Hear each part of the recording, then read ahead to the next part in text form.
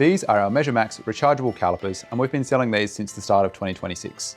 They've been a brilliant product, they've been received really well in the market, and today we're going to talk about a couple of questions that we've had from customers and help you out with them.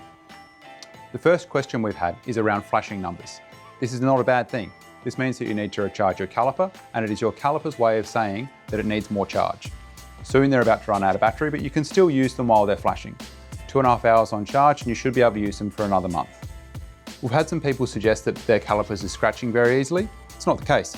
They've got a protective film over them which is used in packaging. If you take the film off, you'll have a clear screen. If you want to protect them a little bit more, we recommend getting some clear tape, putting it over the screen, and that way you can just replace the clear tape rather than scratching the front of your calipers. If you've bought our IP67 calipers, you can turn them off. You don't need to wait for 5 minutes for them to turn themselves off like the IP54. If you want to do that, you press the off button. For 3 seconds, 1, 2, 3, it will flash off and they will turn off. This will save your battery. If you do have some issues with the calipers, like they're flashing for too long, even after they're being charged, you can do a hard reset by holding down the 0 button for over 20 seconds, and the caliper will do a hard reset, effectively getting you back to its factory settings. A cool feature that we haven't shown you previously is your ability to reset the 0 point with these calipers. If you need to add on a secondary measurement, you can adjust your measurement, reset the 0 by pressing 0, and then get your secondary measurement and add the two numbers together.